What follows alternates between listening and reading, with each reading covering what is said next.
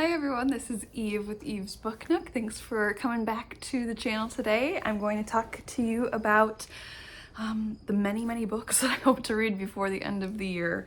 Every year, usually at the top of the year, I set out a list for myself of like 12 books that I would very much like to read before the year ends. And I've accomplished a few of those already this year. I think it's 3 or 4. But I need to like kind of kick it into high gear. And to be honest, I've had so many of these books on my shelves for many years at this point that I'm like, it's high time. I've got time right now with my maternity leave. I'm just feeling like I'm in a really reading mood with physical books. So I've added to the list. It's no longer 12, it's a billion. And so I'm just gonna dive right in and talk to you a little bit about some of the books that are calling to me that I'm really hoping that I can put, not just that I can put on a TBR, but I'm hoping I can actually finish before this year wraps up, just because I've been thinking about them for so long. First one is Kindred by Octavia E. Butler. This is the story of a modern day woman who I think finds herself in sort of a, I don't know if it's a time warp situation, but she finds herself back in the antebellum South in America. So I think she's like transported back in time to when slavery was legal in the United States. And obviously, as a modern Black woman, her perception of slavery is a modern contextual one. And so having to kind of go back in time and experience it for herself is I'm assuming, incredibly awful. And I think she's been summoned to save the son of the white landowner that she is, I think, enslaved to when she is goes back in time. So anyways, I'm not sure that I'm totally getting that bio right, but I've heard superb things about Butler over the years, and I've had this one on my physical TBR for about 1.5 years now, and it's a shame that I have not read it yet. So this is book 1, and one that I will definitely be addressing before the year ends. Book number 2 is one that I actually won in a Goodreads, what do they call them? Giveaway. It has since come out, but this is the proof copy. This is the ARC, the Advanced Reader's copy, and I won this just in one of those giveaways. This is The Incredible Events in Women's Cell number 3, which is a novel by Kira, I think it's Yarmish, who is a Russian woman, a Russian author. And the story, it's a novel based on her experience as a journalist wrongfully imprisoned in Moscow. She was arrested at an anti-corruption rally under false charges and sentenced to a 10-day stretch in a special detention center. So this is her novelization of that experience.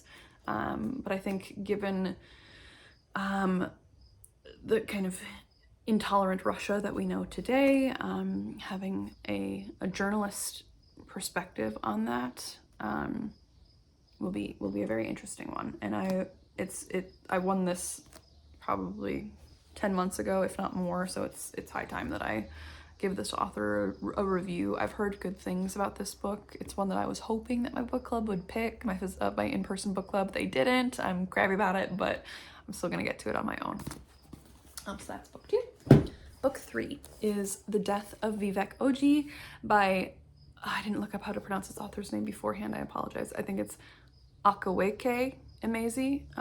That's me just using my phonetic skills. I'm not actually sure, but I will look it up and see if I can put a phonetic pronunciation below. But this author wrote this book. This is about a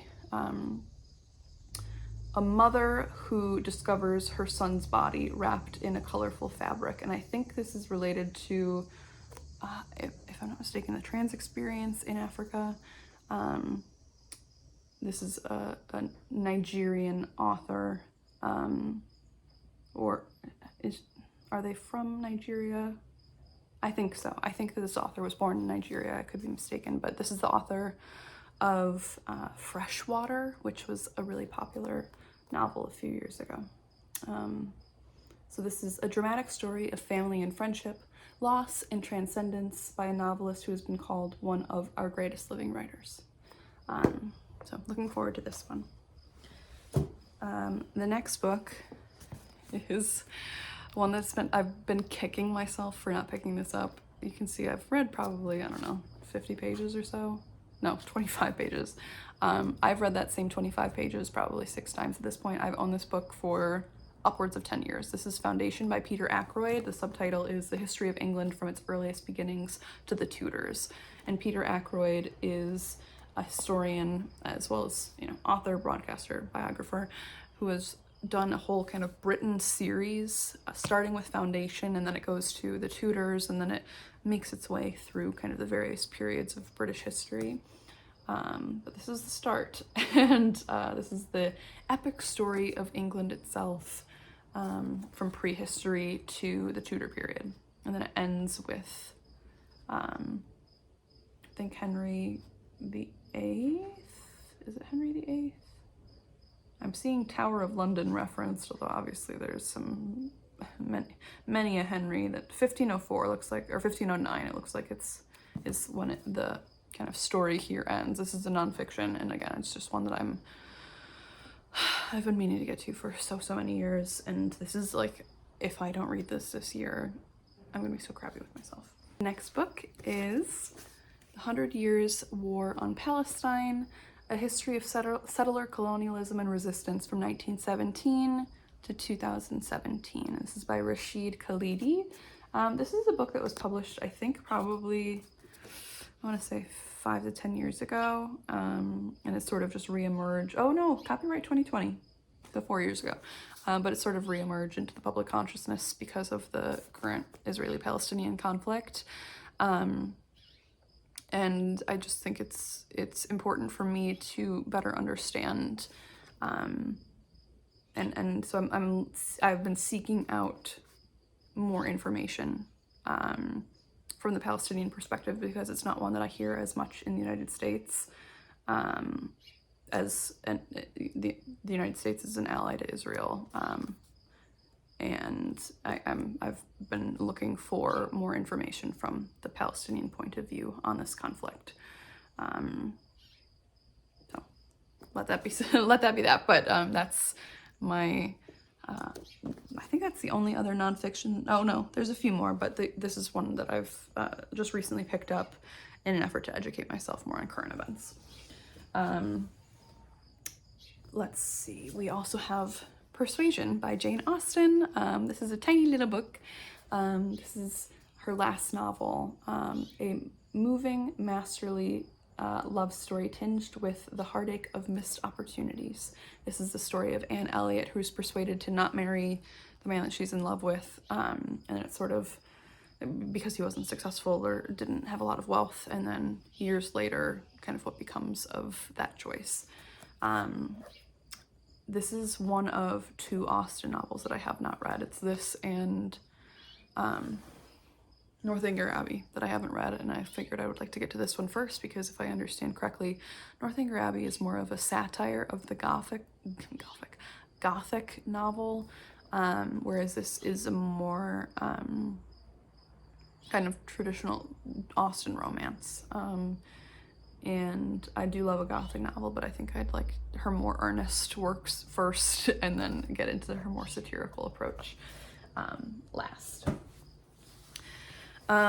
Totally switching gears from Austen to Sarah J. Maas. This is A Court of Mist and Fury. I read A Court of Thorns and Roses for one of my book clubs at the beginning of this year, and I thought it was okay. It was not good, guys. I don't know. I know that everyone says like, oh, it gets better. If a series has to get better, my interest is low, but everyone's like, just give the second one a chance, so I will. I do think that the first book picked up in those last like 50 pages. Reese seems like a very interesting character. It's an obvious, kind of love triangle setup. I don't think that's a spoiler because everyone and their mother has already read this, but this is sort of what happens after the events under the mountain. And if you know how that book ended, she has to split her time under the mountain and in the Night Court, if I'm not mistaken. And so this is sort of taking off from there. This is way bigger. This is like double the size of the first book. It is about 600 pages, but I do think I will fly through this. Although the first one, honestly, kind of a drag for the first 200 pages, so we'll see. I also would like to read The Adventures of Amina al-Sarafi by Shannon Chakraborty before the end of the year. This is a story about a deep sea pirate who wanted to hang up her hat but is kind of called back into pirating at the request of one of her former crewmen. One last adventure to do right by an old friend, and I hear it gets pretty violent. So this is, I guess, not for the faint of heart. This is an adult fantasy novel. If I'm not mistaken, this is a standalone. I hope it's a standalone. There's so few adult fantasy standalones. And it's one, again, if you've been watching booktube videos, particularly those kind of fantasy loving booktubers, you will have already heard of this book. So check it out. Next is a kind of feminist fiction. It's called I Who Have Never Known Men by Jacqueline Harpman. I love this cover. This is just so cool. This is a Transit Books edition, and I just love how simple it is. And the fact that it's kind of a mattified cover here, and then the edges and this diamond, this yellow diamond, are glossy, but everything else is matte, which I think is just eye-catching. This is a Belgian author. This is a story of 39 women imprisoned in a cage underground, watched over by guards who have no memory of how they got there. And then a young girl, the 40th prisoner, sits alone and shows that she will be the key to the others' escape and survival in the strange world that awaits them above ground. So all of these women who have never known men, emerging from this bunker, it kind of gives me like Kimmy Schmidt but not jokey vibes. Unbreakable Kimmy Schmidt, if any of you have seen that show. But this is I think a feminist text, and one that I heard about. I don't actually know where I first heard about it, but the recommendation that comes to mind is Emily Fox on BookTube. She's got a great channel that I watch pretty regularly, and she's read this in multiple languages, so I think it goes to show that it really works for some people. I would like to read a Shakespeare play before year's end. I try to read one or two every year, and this year the one that's calling to me most is Macbeth, one of his most popular plays, but one that I've never read. I've read, let's see, As You Like It, Othello, The Taming of the Shrew, Winter's Tale, Romeo and Juliet. So mostly comedies, tragedies. This is The Tragedy of Macbeth. It's one that I honestly don't know that much about. I know there's witches, and I know there's murder, and Lady Macbeth is apparently quite the character, but I don't know who kills who, so at least that's a good thing. Like, I know that there's murder in here, but I don't know which direction the murder goes. But I'm pretty sure Lady Macbeth is like one of the characters that kind of sticks with people. But anyways, this is my kind of Shakespeare selection for the year, and I'm probably going to read this in the fall, just given the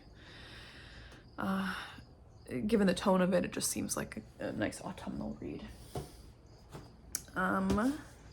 Next up, we have The Devil and the Dark Water. This is by Stuart Turton. This is the author of possibly my favorite book of the last 3 years, The 7.5 Deaths of Evelyn Hardcastle. I loved that book so much. It just threw me for a loop.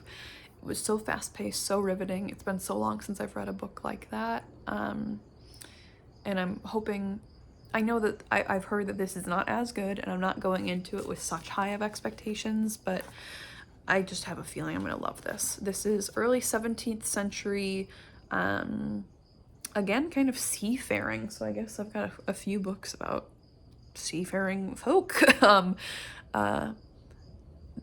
No sooner is the ship out to sea than devilry begins to blight the voyage. A strange symbol appears on the sail, a dead leper stalks the decks, livestock dies in the night. And then the passengers hear a terrible voice whispering to them in the darkness, promising 3 unholy miracles followed by a slaughter. First, an impossible pursuit. Second, an impossible theft. And third, an impossible murder. So I think this is just kind of murder mystery-ish. It sounds kind of closed circle murder mystery since it's on a ship. But I really don't know that much about it. I'm just giving it a good fair chance because this author blew me away with the first book that I read of his. So keep your fingers crossed for me because I've got really high hopes for this one. I do think this will probably be a 5-star for me. Only, let's see, 6 books left, so we're almost through the wilderness here. The next one I will show you is Legends and Lattes. I talked about this in my September TBR. I will be hopefully getting to this month, but if not, it'll be an October read for me. Legends and Lattes by Travis Baldry seems to be a YouTube or booktube darling right now, so I'll keep it brief. An orc hangs up her hat or hangs up her sword to open a coffee shop. So cozy fantasy. And I think this is a semi-duology. I know it has a prequel now, so I'll read that after, assuming I like this first book. Next up, we have, I will take this one. I've got a whole stack in front of me. I feel like I'm like opening Christmas presents right now. We have Korea by Simon Winchester. This is an author who set out on foot to discover, that's not the right word, to explore the Republic of Korea from its southern tip to the North Korean border, the DMZ. And this is his perspective. This is a white Western man's perspective on South Korea in the 80s, which is a really interesting time for Korea because post-Korean War, there has already been some exposure to kind of the Western experience. But it's still not the Korea that we know today. It's, you know, following the split of the nation and, but it still is, Korea has undergone a massive economic shift in the last 20 years, possibly, if I'm not mistaken, one of the fastest growing economies in global history. And so it's sort of his perspective on that change from the 80s to today.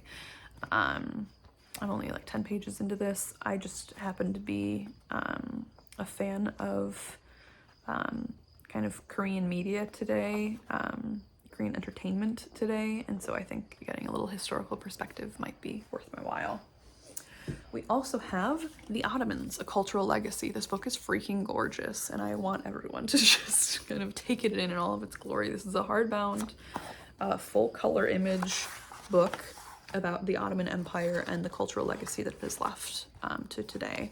So has a sort of art historical perspective, everything from textiles to entertainment, religious values to literary curiosity and innovation,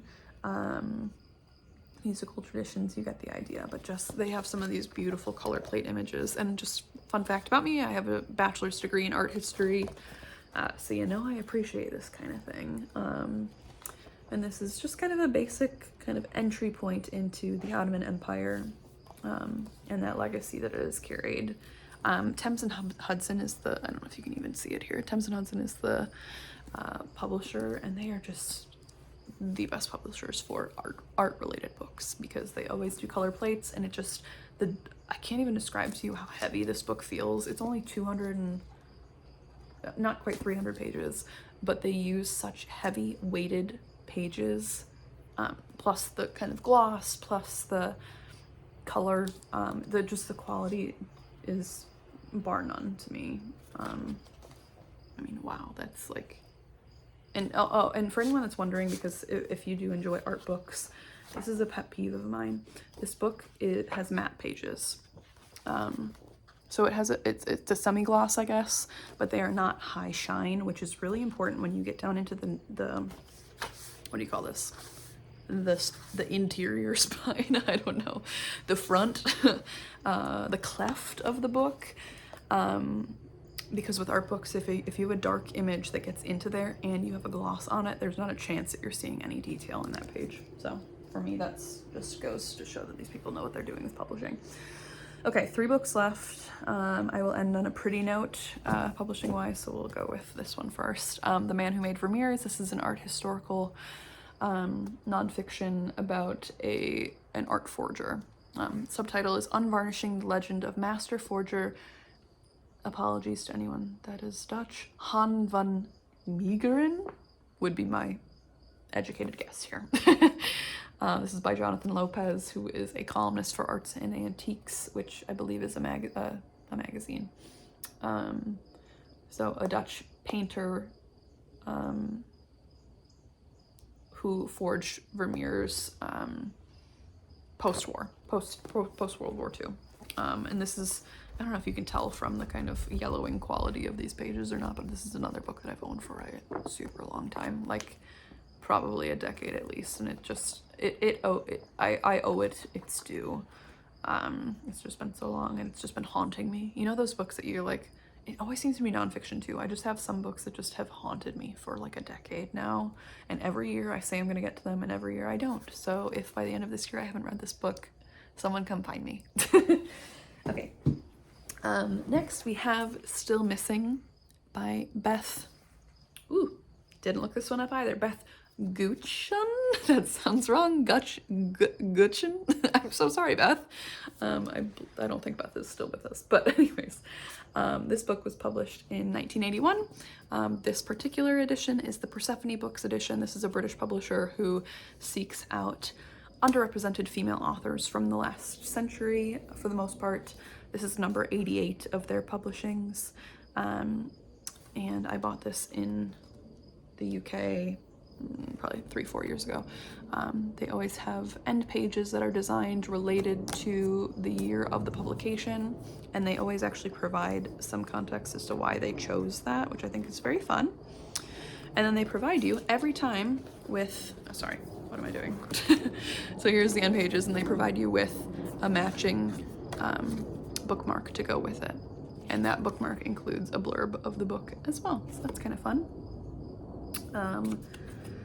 Anywhoozle, this is a story about a woman whose son goes missing, and I think it's still missing is like the kind of haunting her, that he has been seemingly taken, and one mother's quest to relocate her son and bring him home safely. So I think as Persephone goes, this is a little bit more thrilling than what they typically publish.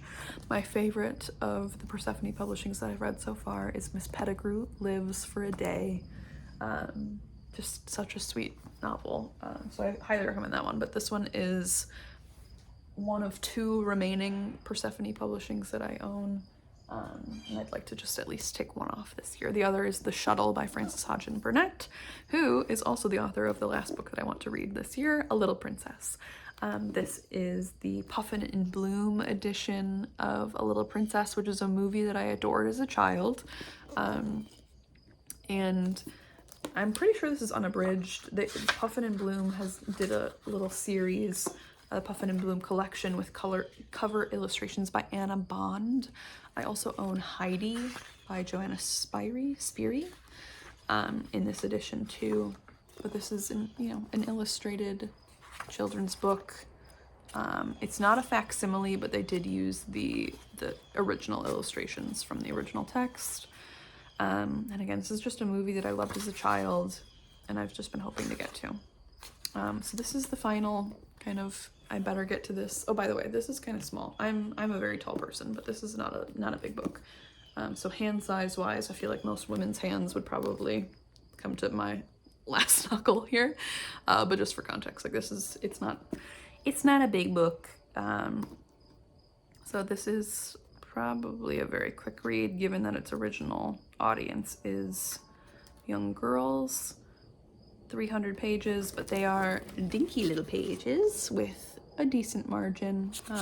So again, like it won't take me very long to get through this one if I sit down and put my mind to it. I think that's it, folks. I know that this is a long video. It's 21 minutes, 22 minutes now. There's just so many great books out there, and so many books I've been wanting to get to for so long, and these are just a small handful of the many books on my TBR, but these are the ones that have just been calling to me for so long.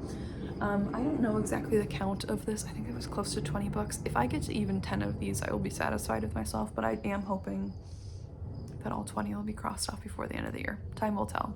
I typically read about 50 books on average in a year, so it is definitely more than possible that I could read all of them, but that would be